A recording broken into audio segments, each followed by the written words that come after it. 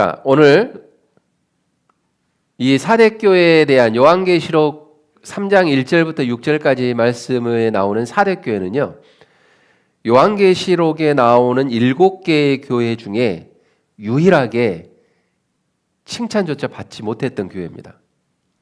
왜 칭찬조차도 받지 못했을까? 하나님 앞에. 그걸 우리들이 보면서 우리들도 과연 그런 자리에 놓이면 안 되는데 라고 하는 그런 안타까운 심정을 가지고 오늘 말씀에 좀 집중을 했으면 좋겠습니다. 오늘 저는 우리 성도님들에게 설교를 들어가기 전에 충격적인 질문 하나를 먼저 드리고 시작할까 합니다. 오늘 우리 교회는 살아 있습니까? 라고 하는 질문이에요. 오늘 우리 교회는 살아 있습니까? 반 죽었어요? 그러면 안 되는데. 제가 이런 질문을 던지면 우리 교회는 살아 있습니까? 라고 질문을 던지면 많은 분들은 이렇게 속으로 이렇게 생각하실 거예요. 당연히 살아 있지. 지금 우리는 예배를 드리고 있잖아. 하나님 앞에 예배도 드리고 있고, 그리고 찬양도 했고, 그리고 헌금도 드렸고, 우리는 기도도 했고, 누가 봐도 세상 사람들이 볼 때는 지금 교회 문도 닫지 않은 상태에서 예배를 드리고 있으니 이 교회는 살아있지 라고 이야기할 수가 있습니다. 그렇게 생각할 수 있다는 이야기입니다. 그래서 코로나를 지나면서 많은 교회들이 문을 닫았잖아요. 근데 끝까지 문을 열고 지금까지 유지하는 교회들, 하나님이 보시기에, 많은 사람들이 보시기에 그 교회는 살아있어 라고 이야기할 수 있다라고 하는 겁니다. 그런데 바로 이 순간에 예수님께서 우리 교회의 문을 두드리시면서 한 가지 질문을 하고 계십니다. 그래, 사람들은 너희 교회가 살아있다라고 말하고 있어. 그런데 내가 볼 때는 죽었어 라고 예수님은 이야기를 하고 있다는 겁니다. 누구를 향해서요? 그렇게 직접적으로 이야기하면 좀 서운하잖아. 성경에서는 사대교회를 향해서 이야기하고 있다는 거예요. 그런데 그 예수님의 음성이 우리에게도 동일하다는 거예요. 그래, 사람들은 너희 교회가 살아있다라고 하고 있어. 그런데 내 눈에는 어떻게 보이겠니? 라고 우리에게 질문을 하고 있다는 겁니다. 바로 이것이 오늘 본문 요한계시록 3장 1절에서 예수님이 사대교회에 직접 하신 그런 말씀입니다. 한번 들어보십시오. 1절 말씀에 보면 내가 살았다 하는 이름은 가졌으나 죽은 자로다 라고 이야기합니다. 이 말씀은요, 세상의 어떤 불신자들에게 하는 말씀이 아닙니다. 예배를 드리고 있고 사역도 하고 있고, 그리고 나름대로 로컬에 있으면서, 미국에 있으면서 교회라고 하는 이름을 세우고 이름 있는 교회로서 살아가고 있는 그런 교회들에게 하시는 말씀이에요. 사람들은 살아있다라고 말합니다. 그러나 예수님은 죽었다라고 말합니다. 이 간격이 오늘 우리의 마음을 흔들고 있습니다. 왜냐? 우리 교회는, 나는 하나님 보시기에, 예수님 보시기에 살아있나? 라고 하는 겁니다. 왜일까요? 이것은 하나님께서는 이름이 아니라 실상을 보시기 때문에 그렇습니다. 누구누구의 이름, 어떤 로컬에 있는 어떤 교회의 이름, 그 이름을 보는 것이 아니라 하나님은 우리가 신앙생활하는 모습, 교회가 사역하는 모습들, 이 모든 것들에 있어서의 실상을 보시기 때문에 이런 말씀을 하시고 있다라는 겁니다. 사대라고 하는 지역은 어떤 도시였냐면 과거에 리디아 왕국의 수도로서 찬란한 영광을 자랑했던 그러한 도시였습니다. 그러나 신약 시대에 이르렀을 때에 그 영광은 이미 희미해져 버린 그런 지역이었습니다. 한마디로 말하면 옛날에 잘 나가던 도시였습니다. 옛날에, 잘 들으셔야 돼요. 옛날에 잘 나가던 도시. 그리고 과거의 영광을 아직까지도 그들은 붙잡고 살아가는 도시가 4대의 지역입니다. 그 안에 있는 그 4대 교회도 마찬가지였습니다. 어떻게 보면 그 도시의 모습을 닮아가고 있었던 교회였다는 거죠. 사람들은 그 교회를 살아있다라고 말합니다. 그리고 아마 예전에 정말 뜨거웠던 교회로 기억할 수 있습니다. 기도도 뜨거웠고 전도도 열심히 했었고 사역도 많이 했던 그러한 교회로 4대 교회를 기억하고 있을 겁니다. 그런데 어느 순간부터 그 열정은 추억이 되어 버렸다라고 하는 겁니다. 사랑하는 성도 여러분, 우리 교회를 향해서 혹시 이런 말들 들어보셨습니까? 뭐 간혹 저희들끼리 하는 이야기잖아요. 우리 교회 있잖아. 예전에는 진짜 부흥했었어. 중요한 단어는 어디에 있습니까? 뒤에 있어요. 했었어예요. 했었어. 그때 그 분위기는 자, 지금 생각하면 있잖아. 정말 좋았어. 자, 여기에 또 단어가 또 등장하죠. 뭐가 등장합니까? 지금 생각하면. 그리고 더 나아가서는 그분 살아계실 때 있잖아. 그분의 신앙은 정말 우리가 본받았었어. 정말 좋았었어. 라고 하는 것들을 우리는 자주 이야기도 하기도 합니다. 왜 그런데 이런 말들이요, 자꾸 과거 시제로만 등장을 할까요? 우리에게 있어서. 하나님은 어떻게 보면 현재를 원하시는데 우리의 말 속에서는 계속해서 과거 시제로 등장을 합니다. 했었어. 그때를 생각하면 그때는 좋았어. 라고 하는 거. 이럴 때 우리는요, 진지하게 우리들에게 한번 물어봐야 합니다. 지금은 어떤가입니다. 한번 옆에 있는 성도님들하고 한번 물어볼까요? 지금은 어때? 한번 물어보시죠. 지금은 어떠십니까? 예?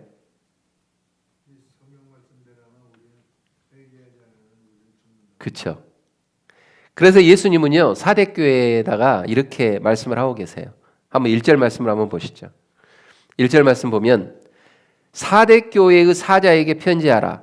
하나님의 7영과 7뼈를 가지신 이가 이르시되 라고 이야기하면서 4대 교회에다가 뭐라고 이야기하냐면 내가 내 행위를 안다라고 말씀합니다. 우리가 지금까지 요한계시록에 나오는 그 교회들을 다 살펴보면서 보았던 것 중에 하나가 뭐냐면 똑같은 특징이 나오죠. 2장과 3장에서 주님은 7교회에게 늘 이야기하실 때에 반복적으로 이렇게 말씀하셨습니다. 내가 안다 라고 말씀을 해요.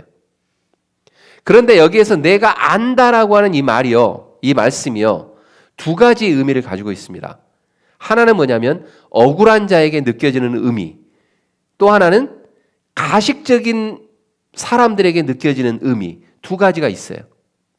그래서 아무도 알아주지 않는 나, 새벽에 혼자 드리는 그 기도, 아무도 모르는 헌신적인 그 눈물, 작은 순종, 이러한 것들이 하나하나 있을 때 내가 억울해. 이럴 때는요, 하나님이 안다라고 하면 나에게는 위로가 됩니다. 다른 사람들이 몰라줘도 하나님이 아시면 됐지라고 내가 위로가 돼요. 그런데 가식적인 사람에게는 이건 두려움으로 오게 됩니다. 왜냐? 사람들은 속일 수 있어도 주님은 속일 수 없기 때문에 그렇습니다. 그리고 예배 중에 딴 생각을 하는 것조차도 다른 사람들은 속일 수 있지만 우리 하나님은 속일 수 없기 때문에 그렇습니다. 더 나아가서 찬양하는 입술 뒤에 숨은 냉랭한 내 마음, 이것도 주님은 알고 계시기 때문에 그렇습니다. 더 나아가서는 교회가 사역을 한다고 하지만 사역이라고 하는 그 포장지 뒤에 감춰져 있는 자기의 영광은 하나님이 알고 계시기 때문에 가식적인 사람들에게는 두려운 거예요. 내가 안다라고 하는 거는. 그렇기 때문에 주님은 이렇게 말씀하십니다.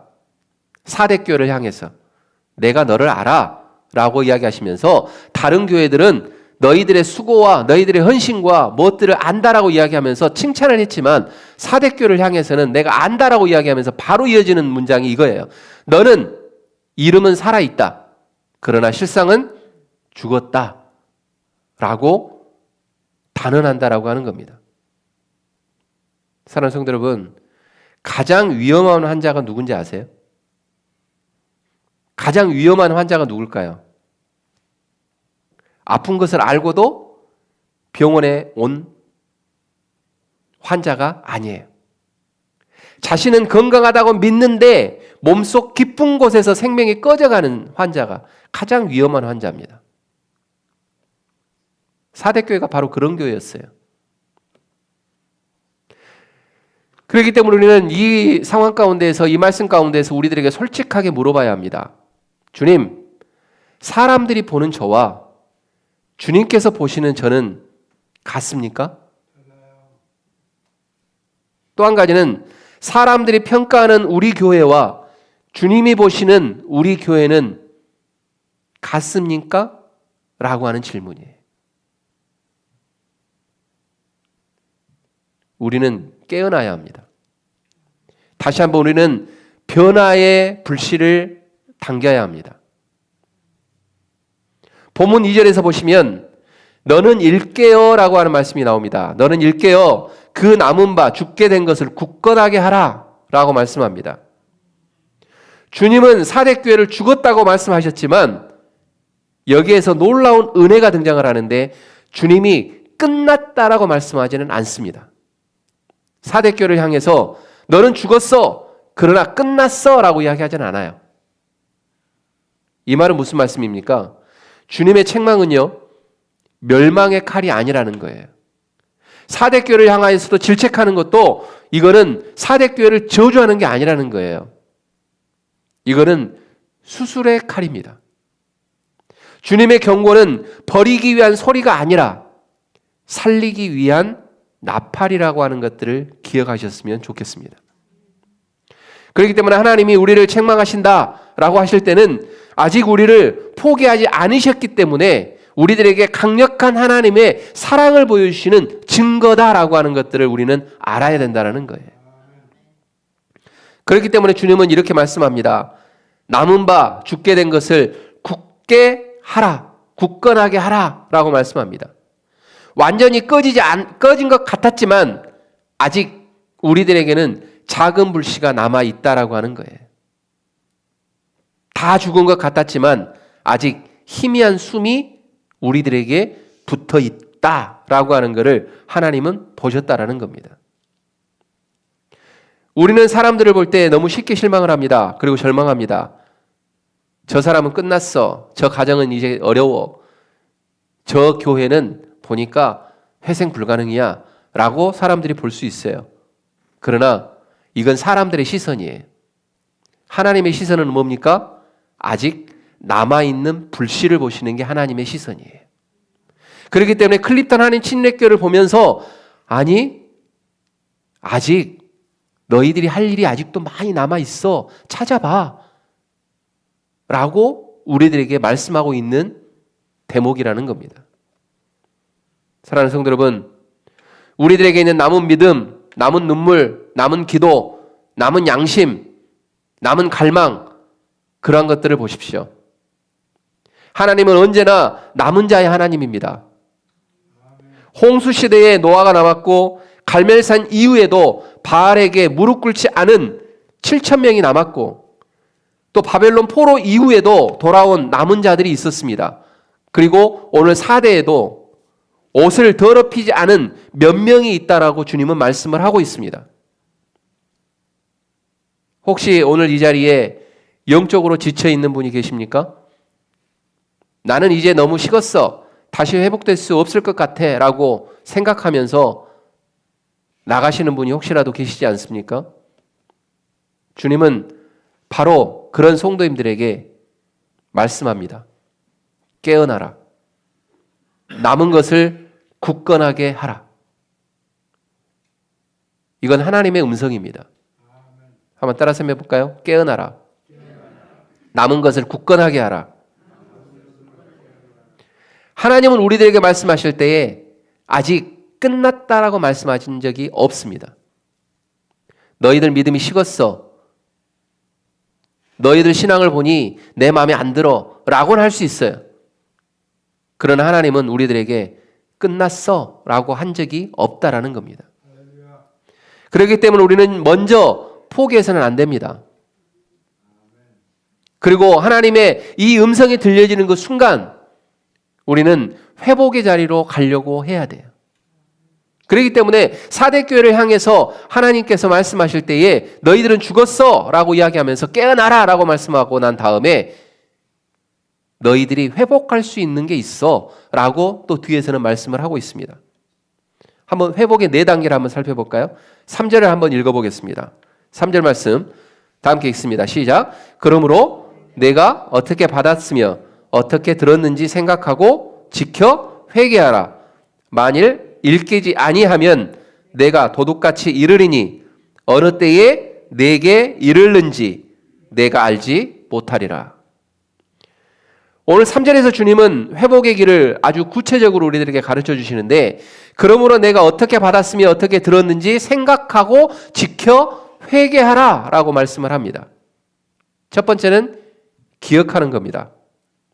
처음 복음을 들었을 때를 기억하라는 겁니다. 처음 예수님을 만났을 때 그 가슴 뛰던 그 순간들을 기억하라는 겁니다. 사랑하는 성도 여러분,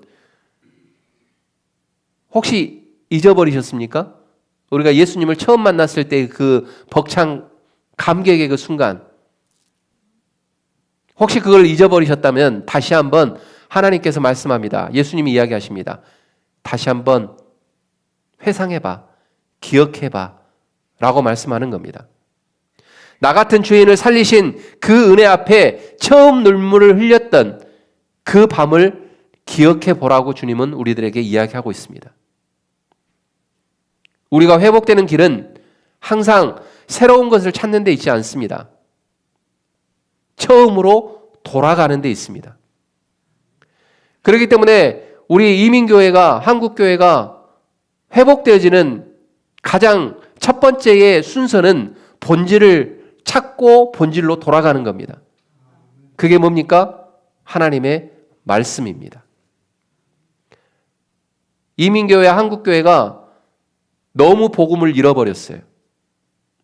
사대교회에 있는 것처럼 사대교회를 향해서 질책하는 것처럼 과거에 너무 집착해 있어요. 예전에 참 우리 교회 사람들 많이 모였었지, 젊은 친구들도 많이 있었지, 그때는 참 좋았어.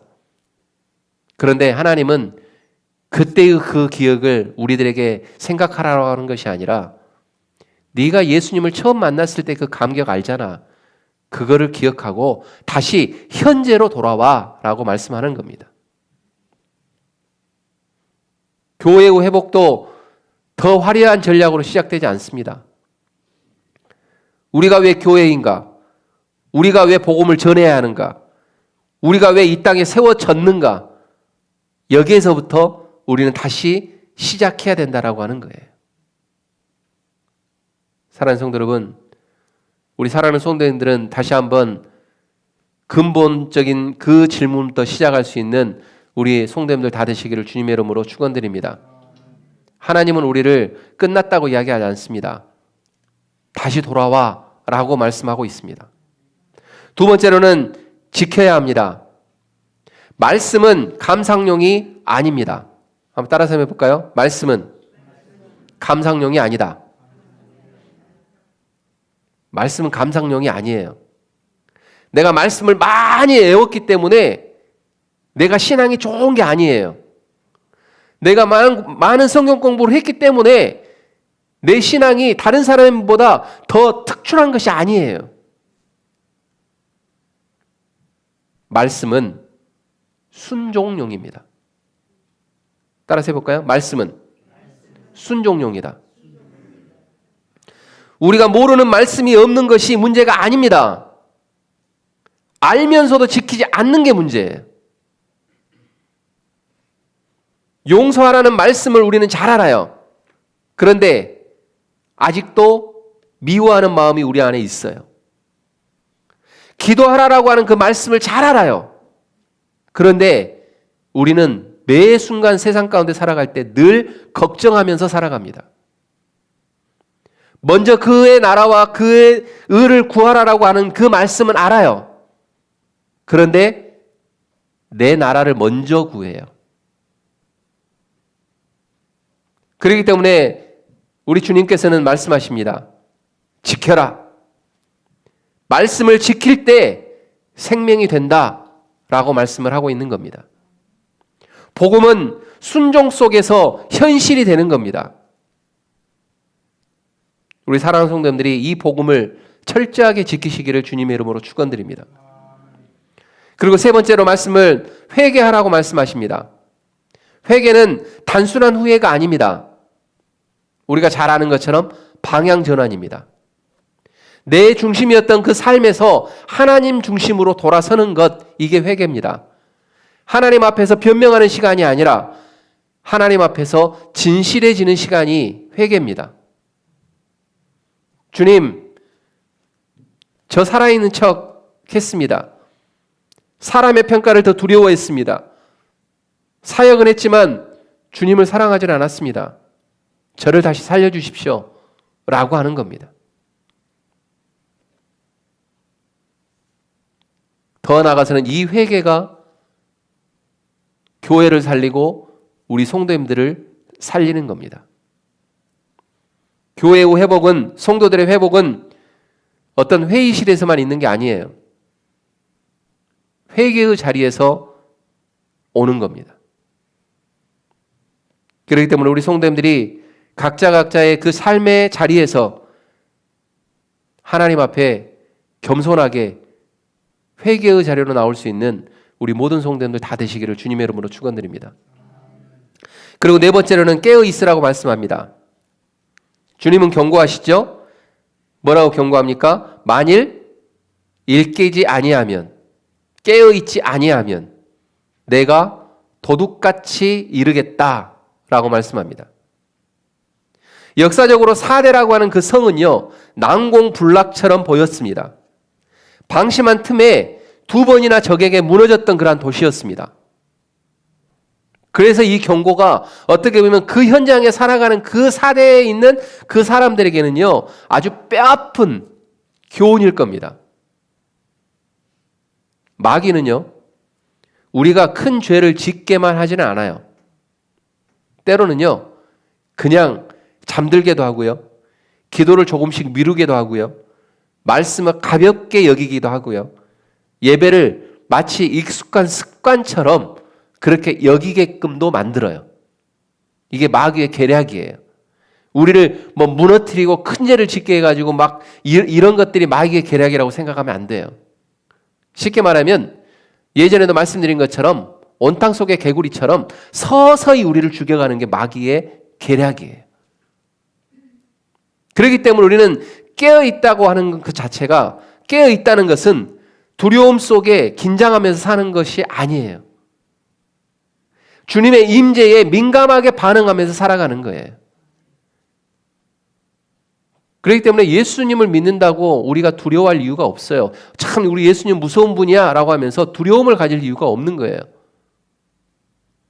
주님의 임재가 내 삶 가운데에서 함께 할 수 있도록 늘 민감하게 반응한 삶, 이게 그리스도인들, 우리가 가져야 될 삶이다라고 하는 거예요. 오늘 내 마음에 주님께서 가까운가, 그리고 오늘 내 선택에 복음에 합당한 삶을 살아가고 있는가, 오늘 우리 교회가 사람의 이름보다 예수 그리스도의 이름을 높이고 있는가라고 하는 그런 부분들에 있어서 민감하게 반응하라는 거예요. 우리 사랑하는 성도님들은 이 질문에 매일매일 하나님이 원하시는 답으로 살아가시는 우리 모든 성도님들 되시기를 주님의 이름으로 축원드립니다. 그리고 오늘 사대교를 향해서 이렇게 쭉 보시면서 너희들은 칭찬할 것도 없어 라고 이야기하면서 마지막에 그렇지만 항상 우리는 이 단어가 나오기를 갈망했어요. 어떤 단어입니까? 그러나 반전입니다. 계속해서 질책하고 책망받고 하다 보면 우리도 지치잖아요. 에이, 하나님은 왜 맨날 안 좋은 것만 보실까? 이렇게 볼 수 있잖아요. 근데 그 시점에서 우리 예수님이 사대교를 향해서 그러나 라고 하는 중요한 단어 하나를 던집니다. 4절 말씀 한번 보실까요? 4절. 자, 그러나로 시작하죠. 4절 읽습니다. 시작.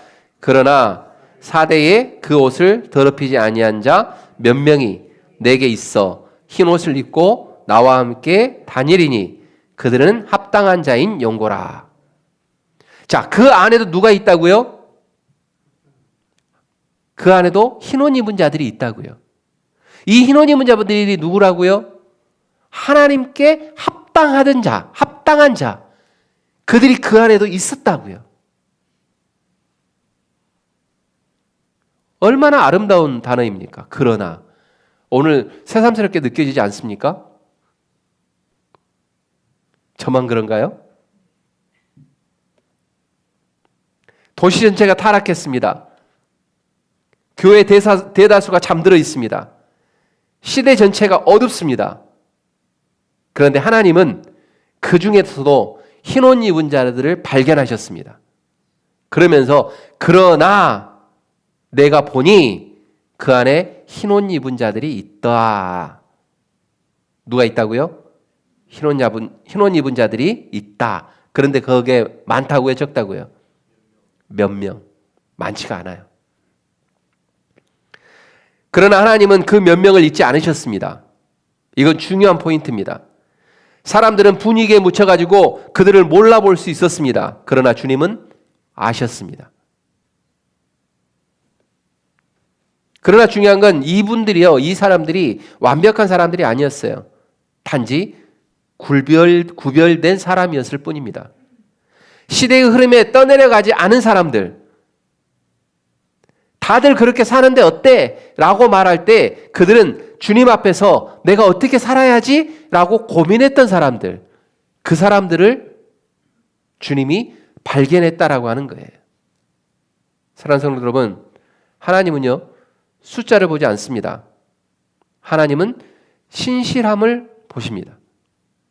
그렇기 때문에 우리 교회가, 우리 클립턴 한인 침례교회가 신실한 교회가 되었으면 좋겠어요. 누구 보시기에? 하나님 보시기에.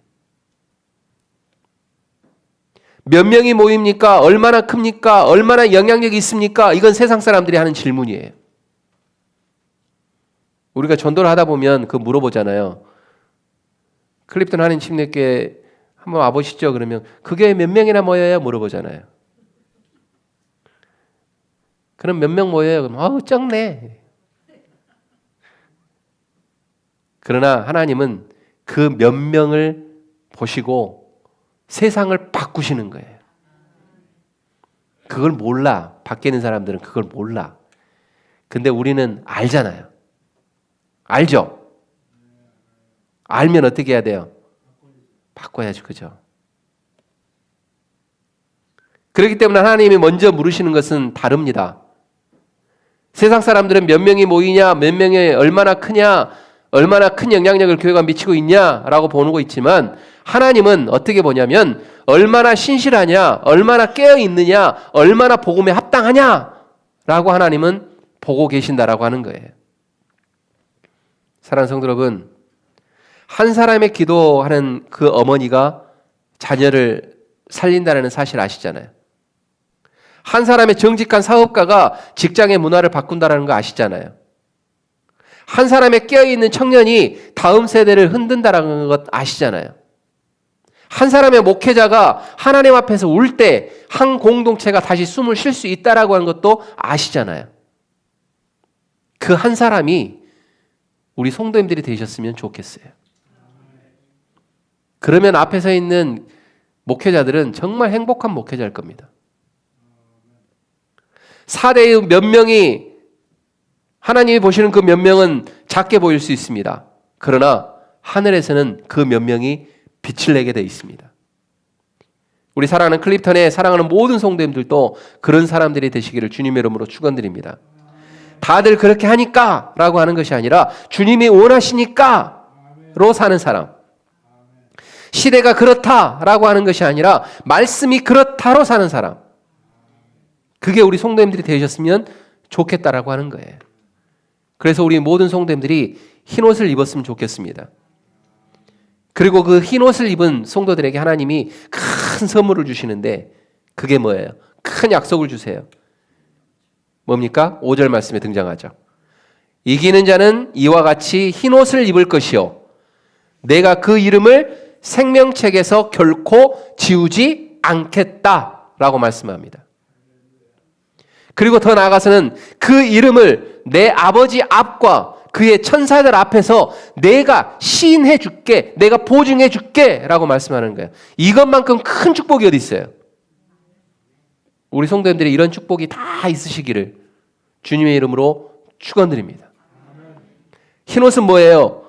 승결입니다. 승리입니다. 어린 양의 피로 씻김받은 백성들의 상징입니다. 이 옷은 우리가 스스로 입을 수 있는 옷이 아니에요. 스스로 만들어 입을 수 있는 옷이 아니라는 거예요. 누가 주시는 겁니까? 그리스도께서 은혜로 입혀주시는 옷입니다. 이러한 옷을 우리 성도님들이 입으셨으면 좋겠다라는 거예요. 교회가 살아나는 첫 번째 길은 뭐냐면 도덕적인 개혁이 아니에요. 뭐예요? 복음의 재발견이에요.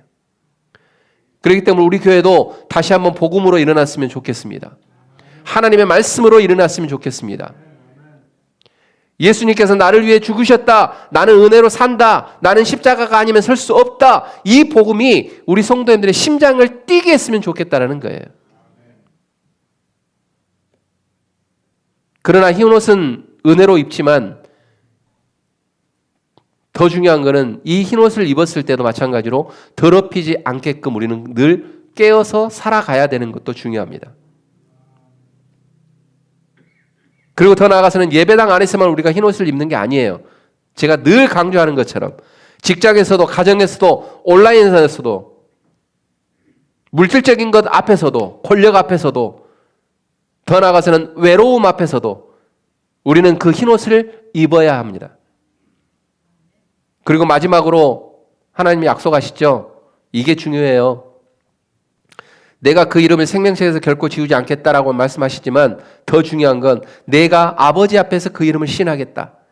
한번 이 장면 한번 상상 한번 해보세요. 상상을 한번. 마지막 날 우리가 주님 앞에 서는 날 그날이 있습니다. 그때에 손에 내세울 것이 별로 없는 나, 실패도 많았고 눈물도 많았고 연약함도 많았던 나, 그런 내가 하나님 앞에 서 있습니다. 심판대 앞에 서 있습니다. 어떤 마음으로? 두려운 마음으로. 그때에 옆에서 예수님이 짠 하고 등장을 합니다. 그러면서 예수님께서 내가 말하는 그 순간이 아니라 예수님이 아버지 하나님 앞에서 뭐라고 이야기하냐면 아버지, 이 사람은 내가 아는 사람이에요. 내 피로 산 사람이에요. 세상 속에서 나를 부인하지 않았던 사람이에요. 이 사람의 이름을 내가 알아요. 라고 대신 이야기해 주신다는 이야기예요. 이것만큼 큰 축복이 어디 있습니까? 어떻게 보면 이것이 우리 성도들의 최종 선택이지 않아요. 최종적으로 가져야 될 소망이지 않습니까? 이 땅에서 사람들의 칭찬 필요합니다. 필요합니다. 그러나 영원에서 듣고 싶은 가장 큰 말은 바로 이 주님의 시인이다라고 하는 사실들을 기억하셨으면 좋겠습니다. 잘하였다. 너는 내 것이다. 내가 내 이름을 안다. 이 음성이 우리 성도님들의 삶 가운데 늘 머무르시기를 주님의 이름으로 다시 한번 축원드립니다. 그렇기 때문에 우리는 소망이 있는 거예요. 사대교회를 이렇게 막 질책하면서 너는 죽었다라고 이야기하지만 하나님은 거기서 끝나는 게 아니잖아요. 소망을 늘 주시는 거예요.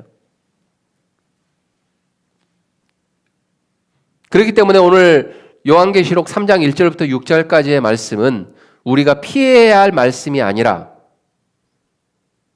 절망의 메시지가 아니라 이 말씀을 통해서 다시 한번 하나님의 사랑을 우리가 느껴야 되는 말씀이라는 거예요. 근데 죄송하지만 많은 교회가 이 말씀을 선포하지 않아요. 왜 그런지 아십니까? 두렵고 떨리기 때문에.